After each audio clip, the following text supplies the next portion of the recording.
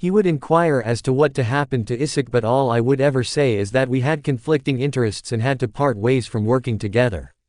Since I was living back home again, I hid all of my research papers and data on Project Genesis in the family safe of our manor and kept it there without telling Blaine or anyone else. Time passed, about 6 months, and by that time my life was finally starting to even out a little. Me and my assistants had finally managed to make the PRM machine a reality by using the last of my inheritance money, and for the first time in forever, I actually felt like my intellectual talents were being used for a good purpose. Our machine was the very first of its kind, and we intended to use it to usher in a whole new world of discovery, research and fascination for everyone by bringing Pokémon back to life that hadn't been seen by human eyes since the earliest days of our history, maybe even ever. Fuji chuckled and raised his right index finger. There are companies in other regions such as the Devon Corporation in Hoenn that swears their own Pokémon resurrection technology is the very first of its kind, but that is the furthest thing from the truth.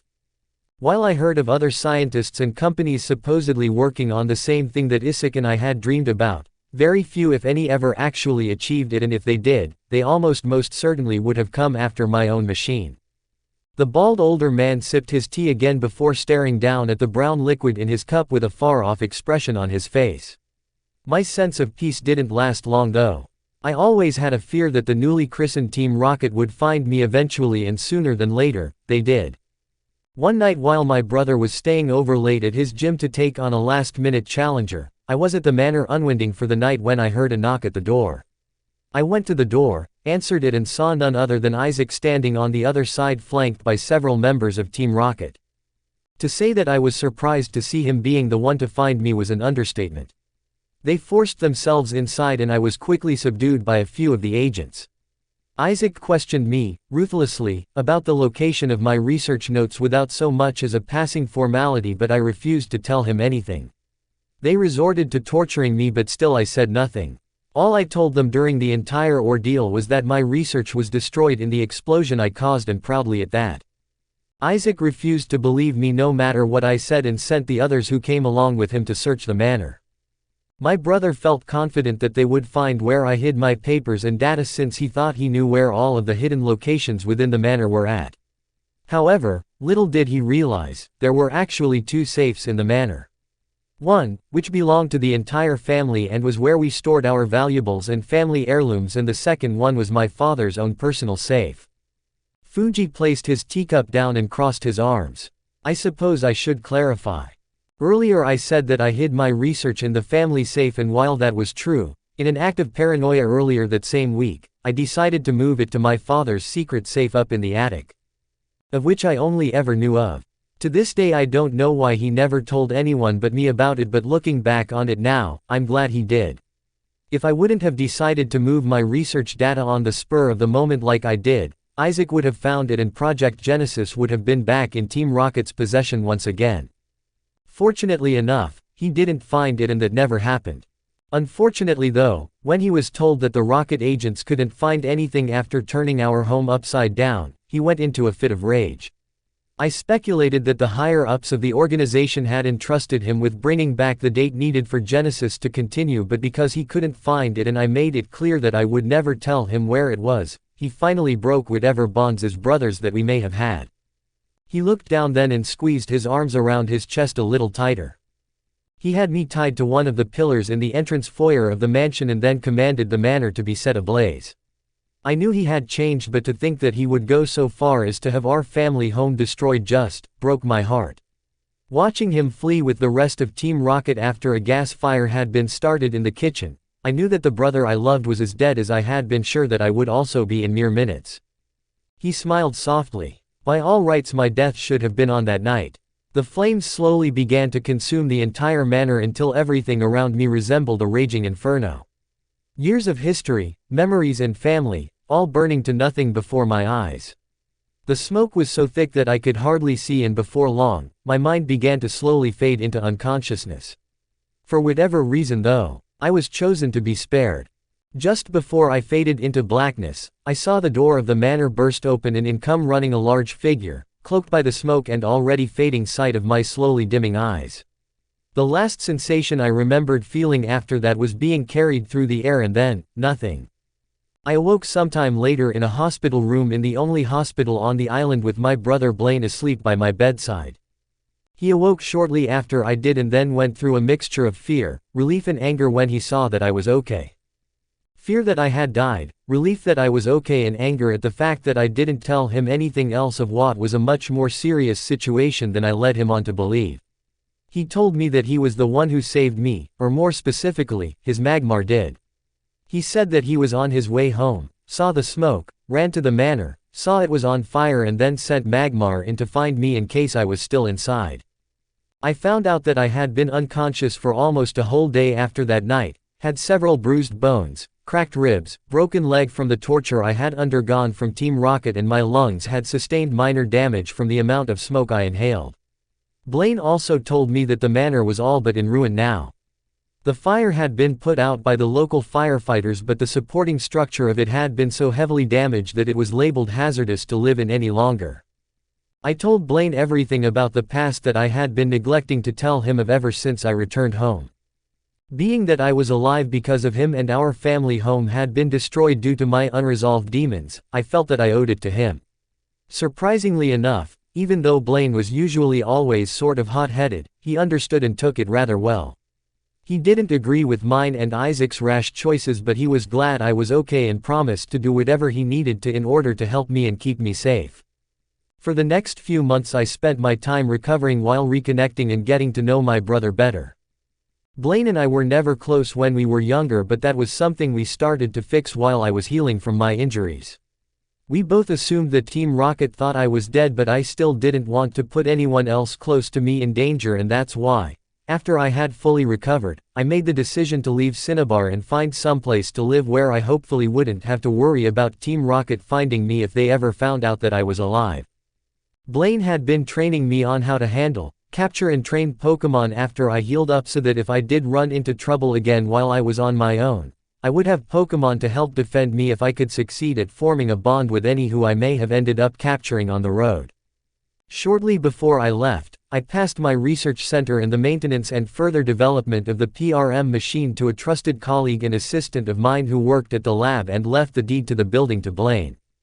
After I finished my preparations to leave, I only did one last thing and left the location of the safe my research was in that I was hiding from Team Rocket, as well as its combination, to my brother. I felt sure that the fire couldn't have destroyed it since the safe was almost completely fireproof, and to keep it secure from anyone who may have went snooping around in the ruins of the manor, I knew that Blaine would be the best suited choice to keep it safe since he still owned the deed to the property. Fuji looked at the coffee table, lost in his memories. I wandered the region for many months on my own, occasionally passing through a small town and city here and there, but for the most part, I was sticking to the most isolated areas I could find and away from civilization. Along the way I ended up getting my first ever Pokémon, which was a Doduo that I rescued from a group of poachers in a forest when their backs were turned. I nursed it back to health and we became so close, Doduo decided to come along with me. After some time of traveling, I eventually found this town we're in now.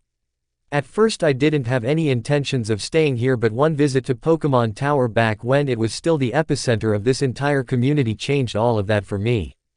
Giselle raised her hand. What was it? Peace? Prosperity? Misty asked. Ever the pervert, Brock couldn't help himself. Sex? The three women in the room gave a death glare to the teen while Fuji merely chuckled and shook his head. What kept me here was love. Ash raised an eyebrow. Love? What do you mean? Fuji smiled wistfully. I met the love of my life right here in this town. From the time I first visited, I was amazed by the peace, tranquility and beauty of Pokémon Tower.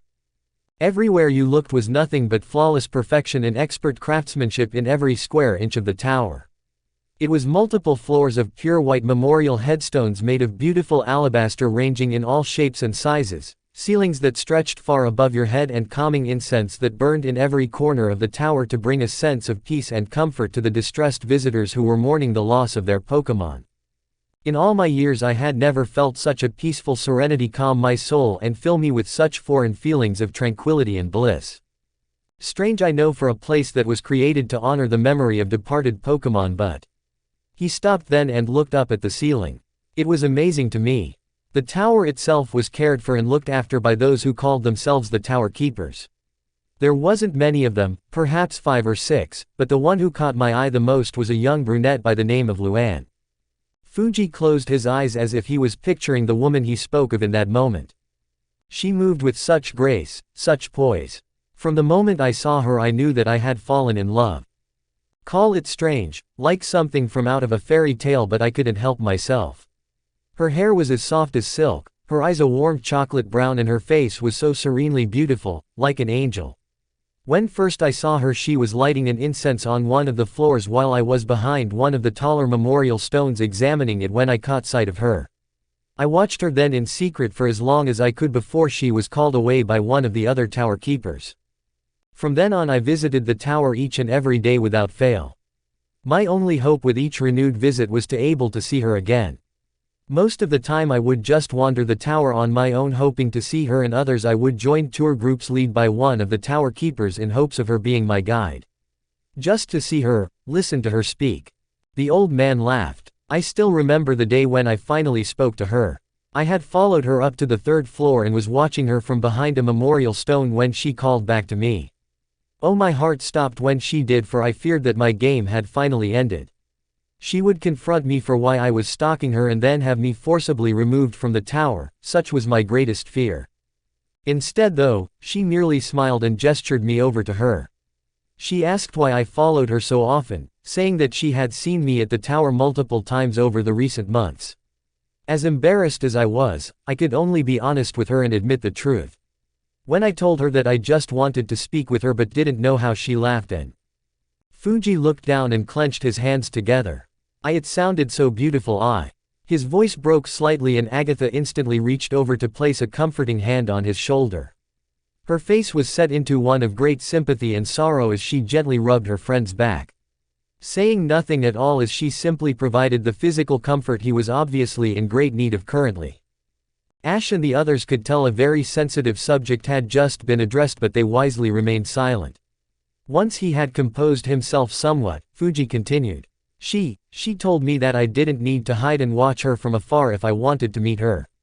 She said that all I needed to do was come up and say hello. All I could do was sputter and stare at her wide-eyed before we both broke out into fits of laughter.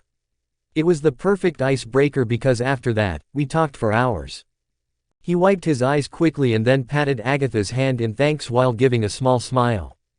After that day we were practically inseparable. I would visit every day around lunchtime and then we would talk about whatever came to our minds. I found that we both had much in common. She herself was a woman firmly of faith in the arson religion, and even though I was a man of science, she somehow found a way to break down my stubborn factual mindset without even trying, and before I knew it, I myself began praying to Arceus. Fuji shook his head then as he said in an airy voice, I have always found it fascinating how things can happen in life which completely changes everything you thought you knew. All my life I never believed in a higher power. With my parents' tragic death, the horrors I saw Team Rocket perform all for the sake of money, and my brother's own descent into darkness, I honestly believed that there was nothing but what we are. In my mind I thought, how can a god see the tragedy and sorrow befalling its creations and do nothing? Because of this thought process I never believed in anything except for what I could see, touch and hear. It wasn't until I spent time with Luann and watched how she did everything that she did in life did I begin to see things differently. She would do things and make decisions entirely based on faith and belief with no surety whatsoever that things would turn out for the better. When I asked her how she could live life that way one day, she told me something that changed my life forever. Fuji held his finger up once more. She told me this. Is it better to live your life and do the best with what you can, taking chances and finding joy whenever you have the option, all while believing that there is someone somewhere watching out for you to keep you safe, or would you rather just live your life in a box, fearing everything that came your way all because you were afraid to take a risk and die due to believing that nothing existed on the other side? She said that rather you believe in someone up above or nothing at all. Both are a choice of faith that you make for yourself. He held both hands out in front of him then. On one hand you believe in nothing, so in reality, you do actually have faith in something. Which is the faith that nothing exists at all. While on the hand you can believe that there is something else after this life that can offer you a new adventure, a new path at the end of this mortal existence that leads to an eternity with no end. Whichever way you look at it, either one could be right, so why not take a chance and believe in the possibility of a happier end instead of blank nothingness? Fuji lowered his hands and smiled. My eyes opened at those words for the first time ever, and I realized that she was right. Why waste my entire life away living in some small shroud of doubt that if I died tomorrow, my very existence would come to a complete end? I wanted to believe that when I finally passed on, my family, my mother and father, would all be waiting for me on the other side. Even if I was wrong, I decided that I would rather take a chance on happiness in eternal bliss than a bleak non-existence. Interestingly enough, once I began praying to Arceus and fully accepted her as my goddess, asked her to let her loving spirit live within me and show me what true love was really like, my entire world opened up before me, and for the first time, I felt inner peace. I actually knew love, her love, and it filled my very spirit. From that day on I was a changed man.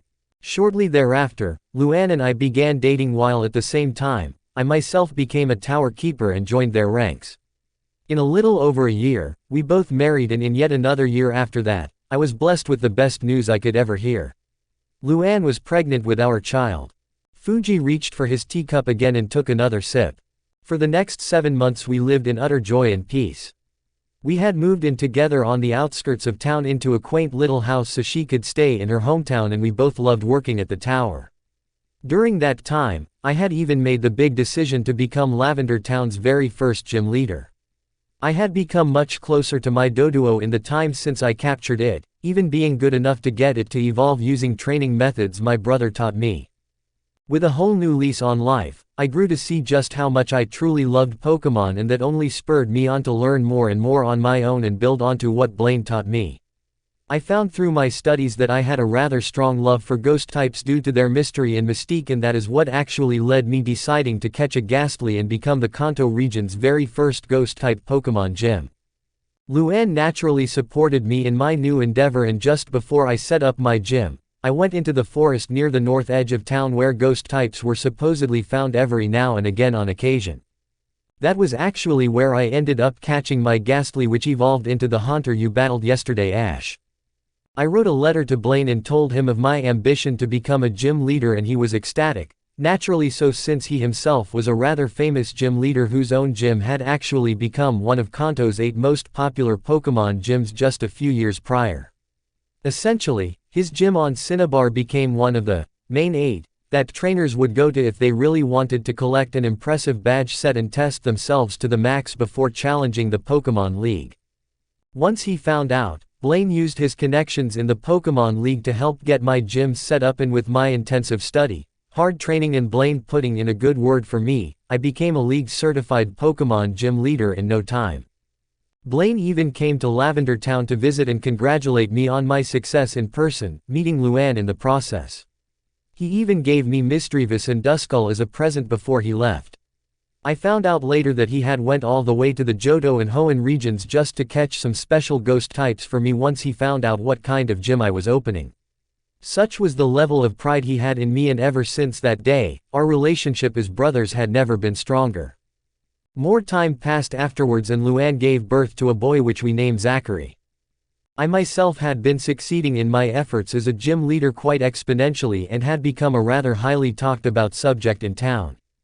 My gym was slowly becoming well known, and challengers from around the region would come here just to challenge me. I became unofficially known as the Ghost-type gym leader with a bird Pokémon mascot. My Dodrio never liked battling and really couldn't anyway since I was a Ghost-type specialist, so instead, he became a mascot of sorts for the gym who would greet challengers at the door and then give them a ride to the battlefield. Fuji chuckled in remembrance. Yes, those were the best days of my life. I was married to the love of my life, had a wonderful son, a great career, and all the happiness I could ask for. Unfortunately, it wasn't meant to last. The bald gym leader sighed heavily and looked down at his teacup. Looking back on it now, I guess I was rather foolish to think my past would simply forget about me as easily as I had forgotten about it. I may have moved on, but there were other things in my dreaded past, or should I say, other people, that I should have known would never let me have peace as long as I was alive. As Fuji trailed off, Ash fit the pieces together and said in a matter-of-fact tone of voice, "Team Rocket."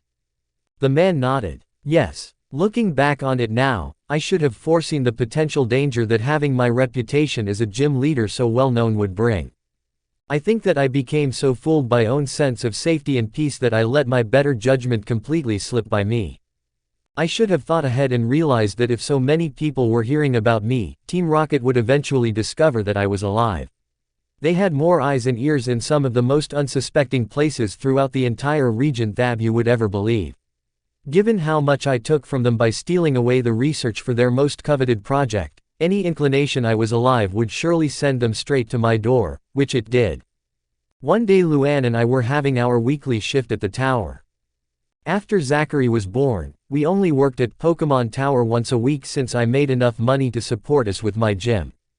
Reason being because the town paid me so much of a lump sum for bringing in large groups of travelers and other visitors to challenge my gym, something that boosted the local economy in turn.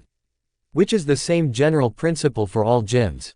Your pay comes directly from whatever town or city you work out of, almost like a tax being paid to you for bolstering the popularity and visitation numbers of the community, which makes money for everyone.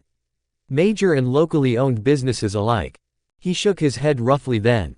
Anyway, on this particular day we did what we usually did and left our son at home with a friend of Luann's who would stay and watch him for us, along with my Dodrio who always stayed home when Luann and I left. The tower was bustling that day with several people visiting and paying their respects.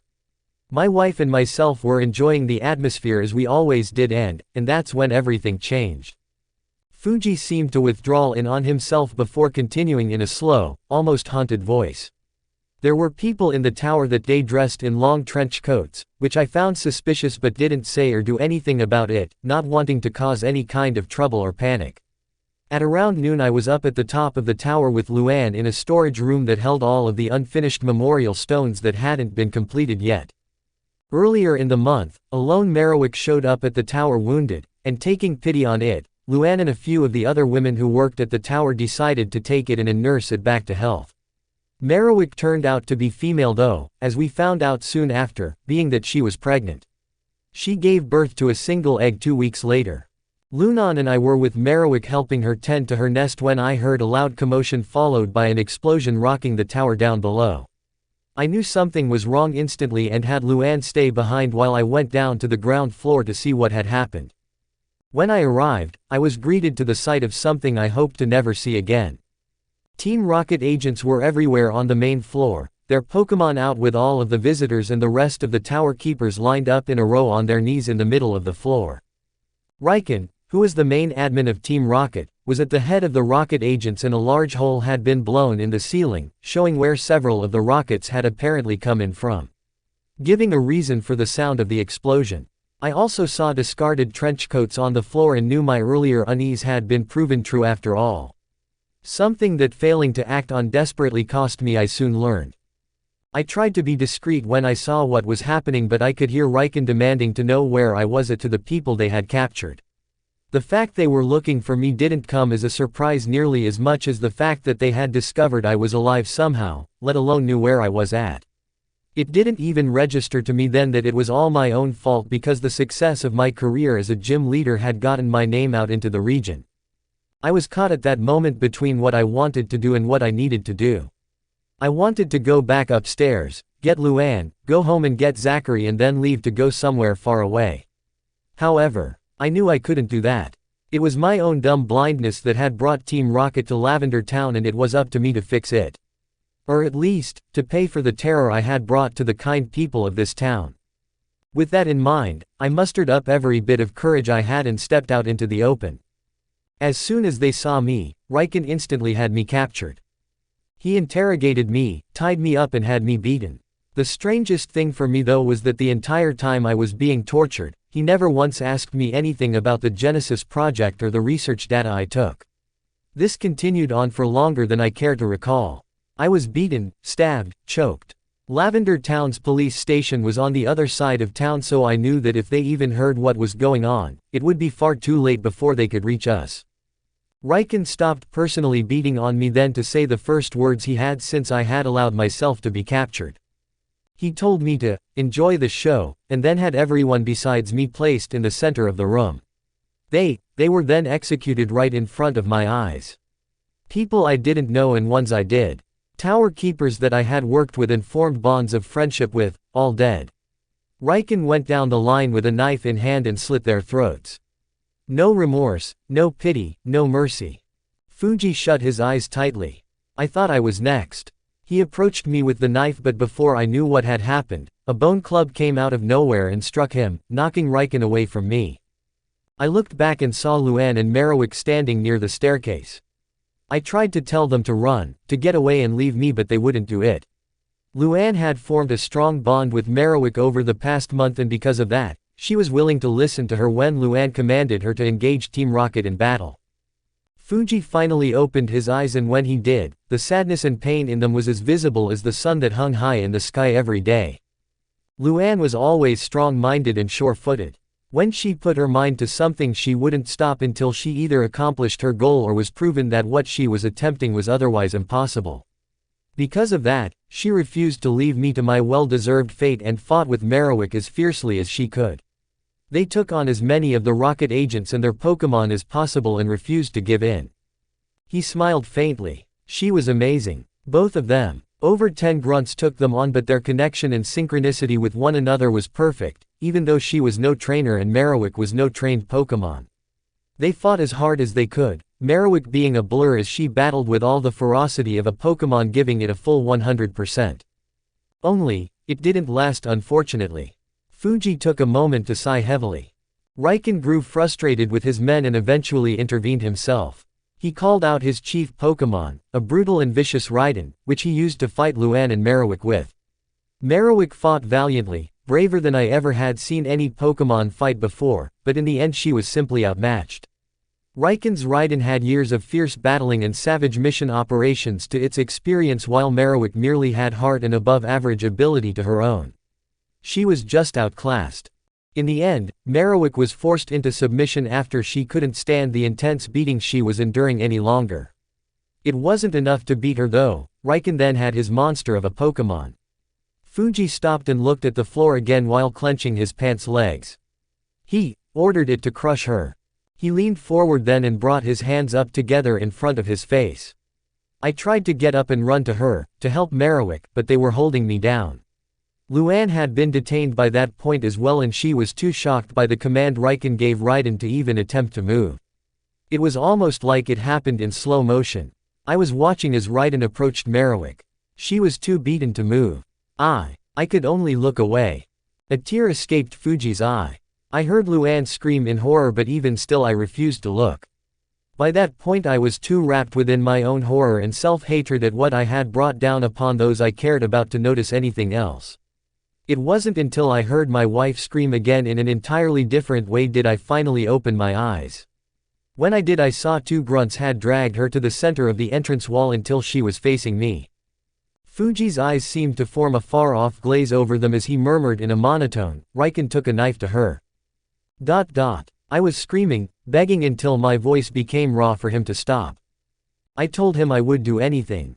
I would finish Project Genesis myself for them and go back to Team Rocket. I just wanted him to spare her. He didn't listen. He didn't care how much I screamed. He just smiled at me. Such an evil, terrible smile, one of joy and pure bliss in what he was about to do. I struggled, I screamed and thrashed, but I felt powerless, as though I was trapped beneath a mountain of lead and couldn't move. Tears slowly started to fall from Fuji's eyes in earnest as he now appeared to be completely lost in a numb, unfeeling state of recollection. Luan refused to cry. She refused to give them the satisfaction of seeing her break. She just looked at me and his voice cracked even more so. And she smiled. It was a smile of love, everything she felt for me. Every unspoken word, every memory we shared, it was all in that smile. I only saw one tear escape her eye before. Agatha was up out of her seat and next to Fuji in an instant, hugging her old friend close to her as she sat on the edge of the armchair. Fuji dropped his head low as small, silent sobs racked his aged body. Giselle and Misty both had tears falling freely down their faces in streams by now. Brock merely looked away towards the far wall and swallowed thickly as he attempted to control his own emotions at the heart-shattering story. But Ash was a different story entirely. The young man's hands were gripping his knees so tightly that his knuckles were white and his teeth were clenched. He remained completely silent, but his body was shaking. Not in sorrow but in anger, pure, uncontrolled anger. Fury was the more suitable term. Hatred was the only emotion he felt at that point in time. Fuji had no need to finish his sentence because everyone knew how it ended. His hatred was fueled by the cruel story and directed towards the monstrous organization who were the direct antagonists of Fuji's tale. The only thing he could think of was murder, of death, unstoppable feelings of vengeance towards a group of human beings that deserved no pity and no remorse. From his laugh, it was obvious that even Pikachu had been affected the same way, for his teeth were bared in a silent snarl with small sparks of electricity coming from his fur at random intervals. Ash knew it wasn't healthy or holy in the slightest, but all he could think of, and he knew part of these feelings had to have been coming from Arceus, Elle herself, was the desire to bring a swift and painful end to the rocket commander known as Riken. A man he and Pikachu both already hated due to their encounter with him on the An. Fuji continued to speak then in between his silent sobs, oblivious to Ash's near-murderous thoughts. My world had shattered. There was nothing I could see or feel by that point. Everything was just numb. I begged to know why. I demanded from Riken to tell me what caused them to find me and ruin my life. I told him again that I would have went with them back to headquarters to finish Project Genesis, but he just laughed. Riken finally spoke then and said it wasn't about the project. He said it was never about the project. They had already found a way to move on without me. They came to find me because they wanted to prove a point. They wanted to show that no one could turn their backs on Team Rocket. It was about making me pay for walking out on them. He said he was just bored and wanted to have fun. Fun. They killed my wife and all of those innocent people simply because he wanted to have fun. He stopped shouting after those final words and just slumped back in his chair while Agatha watched him worriedly. The only thing keeping me from just giving in at that point was my son, but even then I felt as though I would never see him again. Riken came to me with the knife and I knew then it was over. I just closed my eyes, trusting that Blaine would raise Zachary like his own before Riken put the blade to my throat. After that, everything went black. Fuji sighed tiredly, exhaustedly. I awoke in a hospital bed in Saffron City a week later with Blaine and Agatha both asleep at my bedside. The fact that I was somehow alive paled in comparison to the grief and pain I felt at the death of Luann, which Blaine confirmed was true once he awoke and stopped fussing over me. He told me that the police arrived had just moments after Team Rocket somehow managed to escape without so much as a trace. An ambulance was called for me and upon arriving, they saw that I was still alive. Somehow, Riken missed my jugular when he slit my throat and I just passed out due to a combination of blood loss, the shock of what had happened and the stress of what I had seen. I was the only one that survived out of everyone else and Luann. He trailed off then, seemingly unwilling to continue as another lump grew in his throat. After a few seconds passed to compose himself, he picked back up once again. It took over 8 hours of surgery, but they eventually managed to stabilize me after I had been airlifted by the emergency helicopter service, the Sonic Dragonite, to the hospital in Saffron City, which was one of the biggest in the entire region. My first thought after coming to and being informed of everything that happened was almost immediately of my son. I couldn't speak because of my throat, but I could draw and I wrote on a pad to Blaine and Agatha to tell me what happened. I could sense something was very wrong by their reactions to my question, and that's when they told me the news that ended up sending me into a spiraling depression that took years to pull myself out of. By this time, Fuji had fully composed himself and was now explaining the rest of the story with a much more steady voice, though great pain was still evident within. They told me that after Team Rocket left the tower, they apparently went to my small gym building and burned it to the ground. Mine and Luann's house was not spared a reprieve of the same fate either. Giselle's eyes widened as she put her hands to her mouth. Please don't tell me they. Fuji refused to look at her as he answered simply, to the ground. Nothing was left. Our house had also been incinerated, with Zachary, my wife's friend, and Dodrio inside. The fire department managed to put both flames out after several hours of continuous fighting, but it was too late. The report officially stated that the cause was an obvious crime of arson in both cases and a double murder in the other. The police found the bodies of my wife's friend Carrie, Dodrio and my son inside of the house. They were nearly unrecognizable from the fire, but the police said it was clear there had been a struggle. Dodrio seemed to have been defending both of them, with Carrie protecting Zachary. They had no idea what had happened even after an investigation, but since the fire had ruined everything, any evidence had been long destroyed.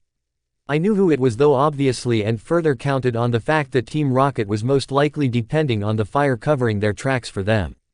Fuji rubbed at his eyes and breathed out slowly. I was broken after that day. My entire life just lost its meaning. Not only did I lose my wife, son, best friend in Dodrio and several dear friends, but Pokémon Tower had been closed down until further notice due to the devastation that occurred inside. Blaine and Agatha stayed with me for the several weeks it took before I could leave the hospital. I barely said a word at all in that time, even after my throat healed, and slept almost all day every day. Blaine wanted to remain with me longer and was willing to sacrifice his gym in order to stay and take care of me, but Agatha kindly volunteered to stay instead. The elder woman in question took that time to intervene. I volunteered to stay with Fuji because I knew that all he wanted at the time was to be to himself and be given space. Blaine was a kind soul, bless him, and even though he had nothing but good intentions, he couldn't understand and wouldn't have been able to comprehend what Fuji was going through or how to handle him. She pointed to herself. I myself was in the same situation as Fuji was when I first met he and Luan. I had just lost my first ever Pokémon, which was an Arbok, to a large cell of Team Rocket members while I was helping a group of young trainers I met on the road free their Pokémon from the villains.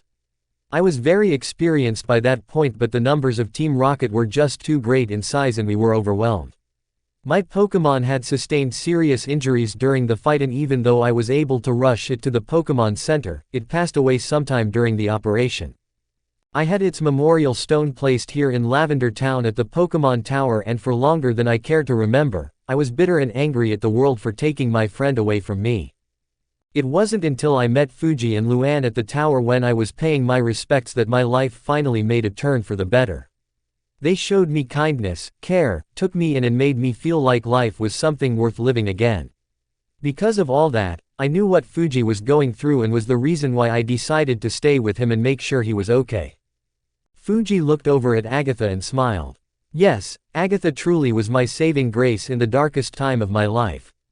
After I was released from the hospital, I needed somewhere new to live and found this place to purchase cheaply since things on this side of town never sold for much, even back in its heyday. Agatha moved into the guest room and stayed with me for the next 6 months.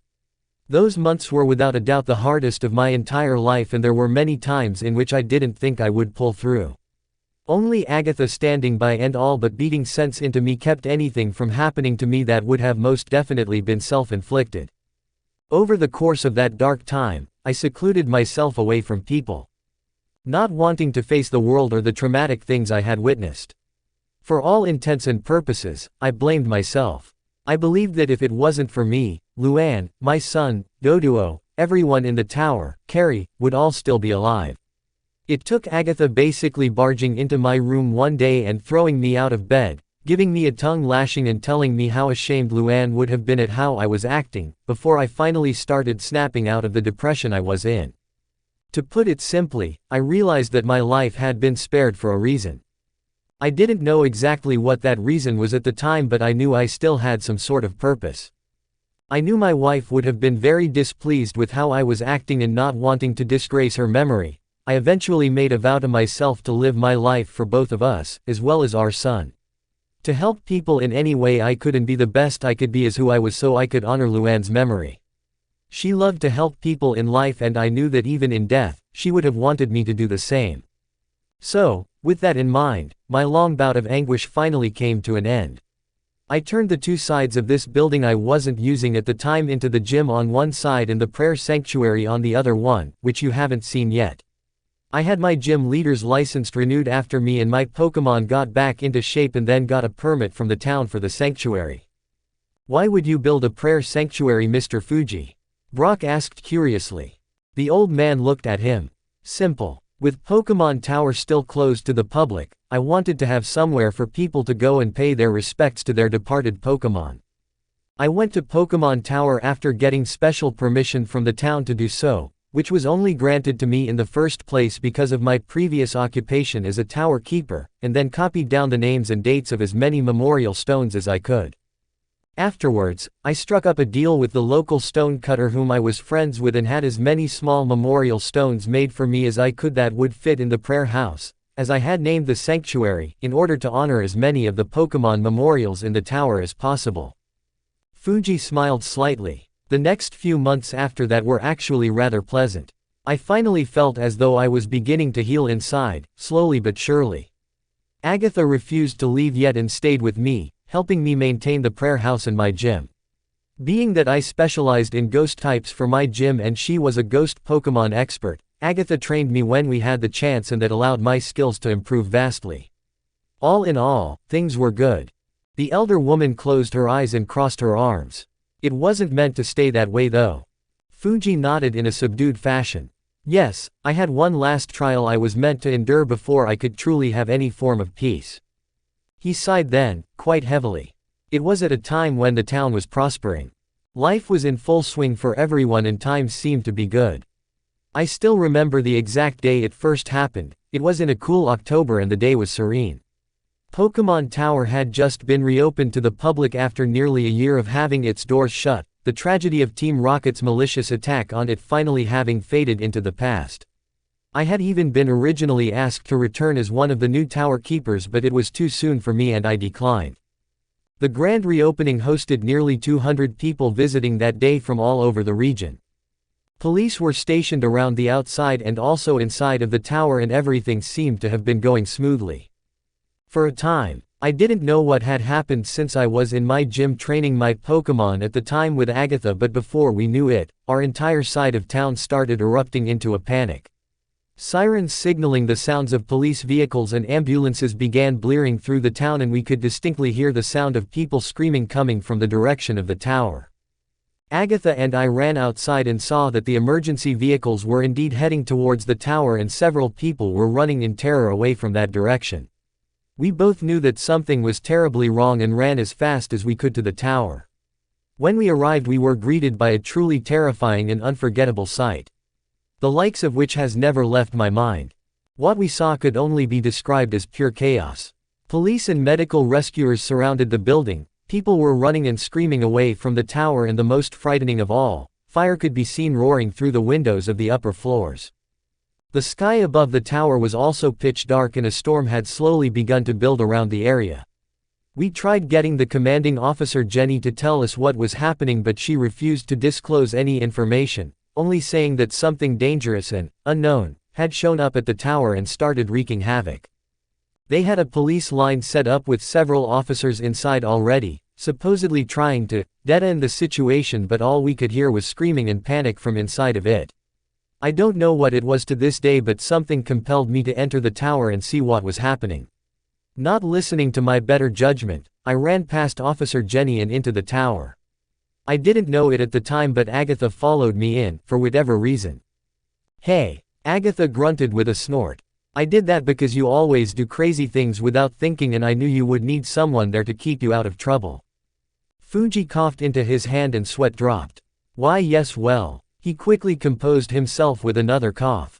"When we entered the tower, I was stunned by what I saw. The ground floor was littered with fallen debris, the staircase had been partially destroyed, the ceiling and walls were cracked, memorial stones had been all but totally annihilated. It was terrible." Agatha and I made our way up the tower and past floors along the way that were completely destroyed, if not even more so at places than the ground one was. It wasn't until we reached the topmost level, where heavy smoke could be seen filling the large chamber like a great black curtain, did we finally find what was responsible for all the chaos. It was something that, yet again, I would never forget seeing either. For as long as I lived. Fuji made gesturing motions with his hands while telling the next part of the story as he tried to create a clearer picture of what he was describing for Ash and the others. When we entered the sanctuary portion of the top floor, which was basically a huge dome-shaped room with windows fitted into the ceiling that showed the sky above and large memorial stones down on the ground. We saw massive walls of fire surrounding nearly every corner of the room. All of the police officers that had entered the tower were definitely there all right, but they were all dead. Charred and burned into next to nothing, while a huge black cloud, almost looking as though it was made of pure darkness and shadow, swirled in the center of the room amongst the fire. From the moment I saw it, I knew I was looking at something unnatural, something that wasn't of the good and pure of this world. My entire being felt as though I was being pulled into a void of black desolation, and all happiness within me seemed to fade. Agatha and I both started to tremble uncontrollably, and the worst thing about it was the glowing red eyes staring at us, seeming as though it was piercing through our very souls. When it saw us, we felt like a strong force of heavy gravity was suddenly being weighed down upon us and gluing us to the floor. It then let out a blood-curdling, horrible screaming sound that made your very skin crawl in terror and ears ring. We could only watch as the cloud of shadows slowly began to descend upon us.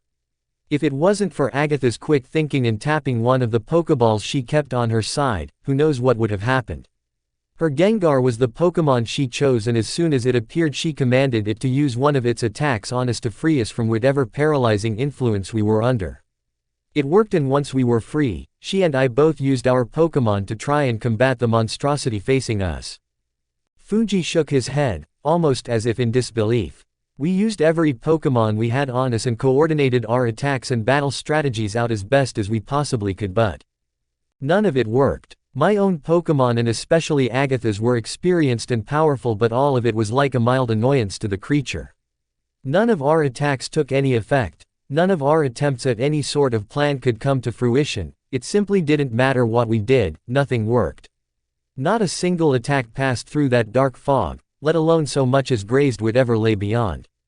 The battle dragged on with almost no end sight, and what was worse, our Pokémon were wearing down and the fire was almost completely out of hand. We knew we had to escape, and that's when we decided on something drastic to ensure our survival. We brought the roof down, Agatha interjected then with no fanfare and rather bluntly at that. Brought the roof down, the kids all repeated in unison. Fuji nodded slightly. That's correct. We had our Pokémon focus their attacks on a portion of the ceiling above us and then had them bring it down. We were near enough to the exit when it happened that we had time to escape luckily, and our tactic took the monster by surprise apparently because it couldn't react in time to stop us from leaving.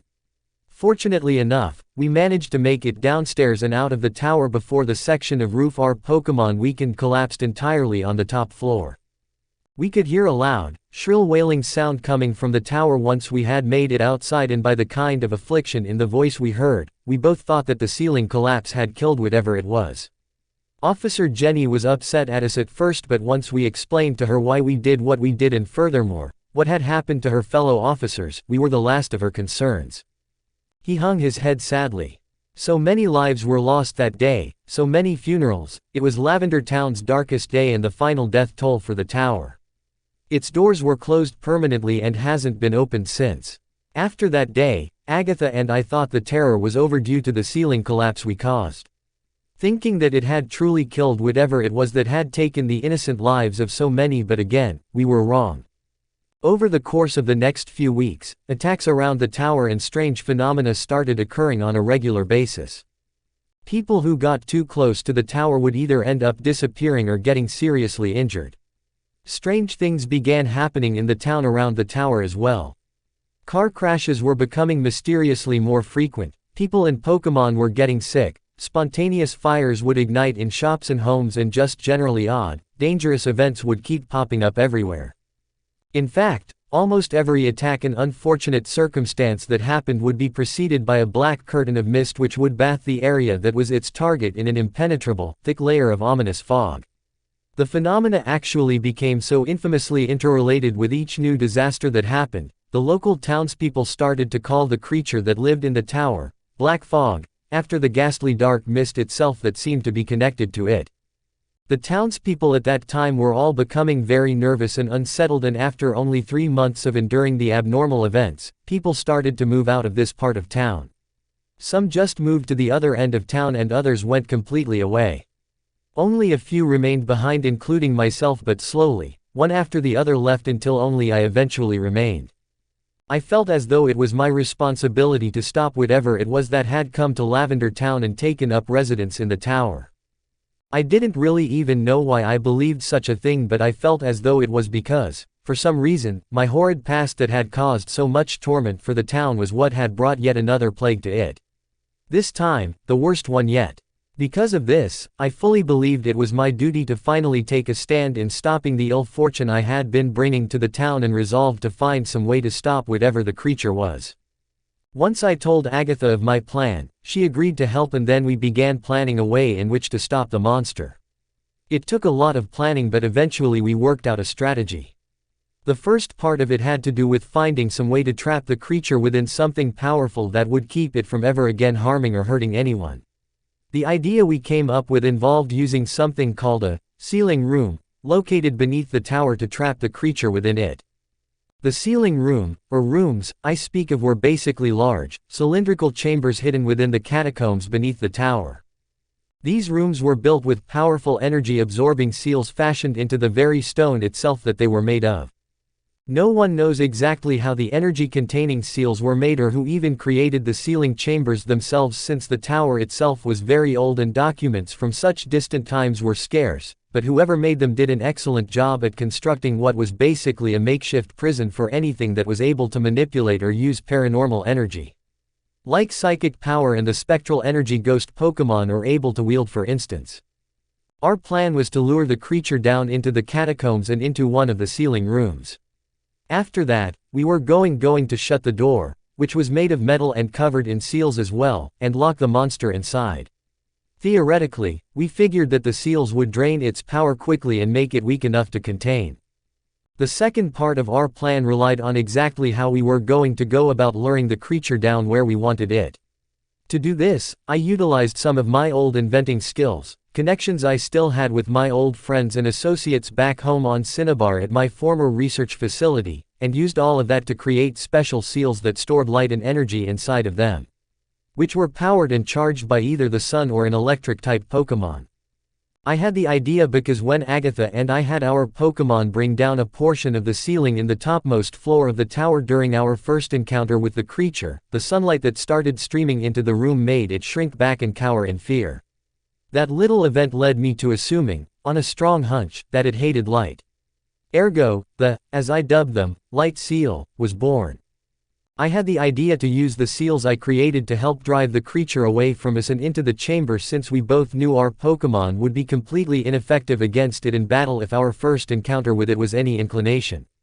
With all of that finally settled and planned out, Agatha and I went to Pokémon Tower one night and put our plan of attack into action. Agatha took over for him then. My part of the plan was to go up into the upper floors of the tower and look for the creature and then lure it down into the catacombs to where Fuji would be waiting in the biggest of the sealed chambers. I eventually found it on the 6th floor, which was subsequently the darkest of any of the other ones, and then engaged it in a decoy battle with one of my strongest Pokémon. I knew I could and I hoped to defeat it, and I didn't want my Pokémon getting hurt, so I focused on drawing it down towards the catacombs as subtly as I could. We barely made it and were nearly overwhelmed by the unnatural power it possessed, but we eventually managed to make it to Fuji's location. Once she did, Fuji took over at that moment. I hid in the corner of the chamber and waited until they were inside. As soon as I saw the shadowed apparition of that monster fully enter the room, I sprang out from where I was hiding and activated one of my light seals. Agatha had one as well, and we used both of them to illuminate the dark chamber in a bright light that was nearly identical to that of sunlight itself. We could tell instantly that the creature was affected by the light from the way it recoiled and screamed in pain, and we took those precious few moments to flee the chamber. Once we were clear of it, we shut the door. I activated the trigger seal in the center of it that would activate all of the others inside the room, and then held our breath to see what would happen.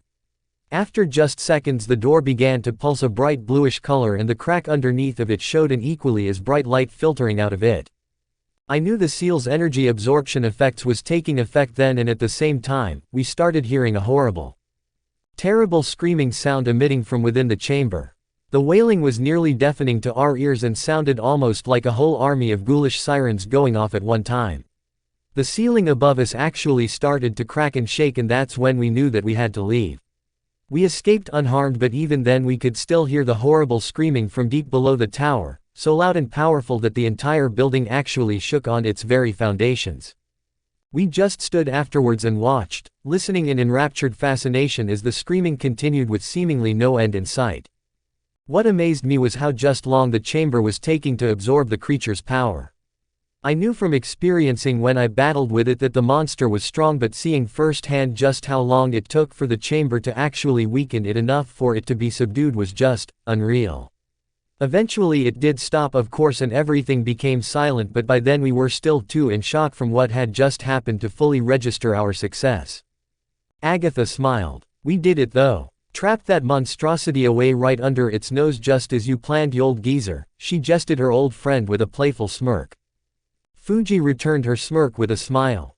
Yes, dear Agatha, we did succeed indeed.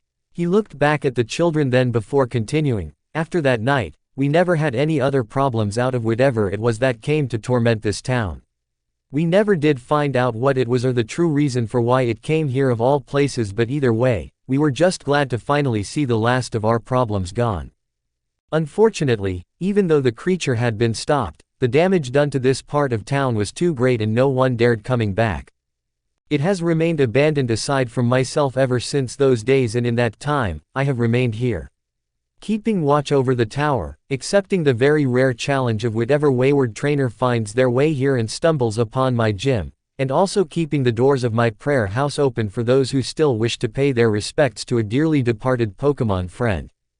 Agatha nodded. I left shortly after that and tried to convince Fuji to come with me, but the fool was stubborn and said he had a never-ending duty to this town that he felt obligated to stay committed to. He said that he wanted to remain vigilant in case the creature we locked away ever somehow managed to get free, and even though I didn't quite understand it or even believe such a thing was possible, I respected his decision and left to pursue my dreams, which eventually led me to becoming what I am now. The elder woman's face appeared to drop then as age and weariness seemed to overcome her for a moment. I never would have imagined that Fuji would end up being right, and all these years later that same old nightmare would arise again and pose a threat to this town once more. Never in my wildest dreams did I think it could somehow start regaining its former strength while being locked away in such a powerful sealing chamber, but apparently, Fuji and I underestimated its power. To be honest, I thought whatever it was would eventually just waste away and die being trapped in such a harsh, life-draining environment, but... She sighed. I guess I was wrong. The Elite Four member looked at Ash. And what's even worse is how that revelation came to us by you being put in such a perilous position, Ash, and for that, I do apologize.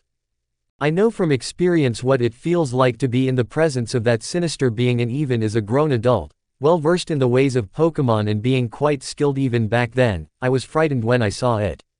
I can only imagine what it had to have been like for you, young one, and such a thought fills me with greater sorrow and remorse than you know. Especially since, as Fuji said, it was apparently showing a strong interest in you personally. I cannot imagine such a thing. Even on the 2 occasions I battled with it, the creature's interest were not so much focused on me as it was the challenge I posed to it at the time. What you went through is beyond imagining. Fuji nodded sorrowfully. Yes, Ash, I do apologize as well. No one should go through what it is you went through, and I feel as though it is partially my fault. People who passed through this way over the recent years that I met would sometimes claim to have strange feelings, urges and desires upon entering this part of town. Almost like another voice in the back of their mind was whispering to them to do things they would never do normally, and even have moments when they felt as though their minds were not their own for a short time. I would always dismiss the claims, however, as mere paranoia that was stemming from nothing more than weary travelers venturing into a deserted town they were not familiar with, and as such, filled their heads with fear and slight delusions. In all truth, I just don't think I wanted to entertain the possibility that the evil creature Agatha and I sealed away would ever have any chance of returning to cause chaos again. My fears never held any ground either, because each person that told me these stories of how they would feel strange and influenced when they first arrived here would always end up being fine just a short time later, with no more odd experiences happening to them. This only further led to my conclusion that all of these individuals were simply suffering from travel exhaustion and the trepidation of traveling through a relative ghost town. The old man's already morose-looking eyes became that much more regretful as they stared at Ash. You were the first and only person to talk about such extreme situations and events happening to you while here. I most certainly have never encountered anyone before you that underwent a full-on possession and led to such a horrifying outcome either. After I saved you from the catacombs and saw the creature behind that door for the first time in many years, there was no doubt in my mind that it was still a very real threat and hell-bent on getting free. Much to my utter dismay and dread. Sighing dejectedly, he put his teacup down. I apologize for the very long-winded story, but it was the best I could do to get you to understand the relation between myself and what happened to you, Ash. I truly do not know if my actions in the past, the bad karma that followed me here to Lavender Town and led to so many bad things happening, is what drew that maliciously evil creature here, but to me it only makes sense. Something that seems to feed on bad and negative emotions such as fear, anger,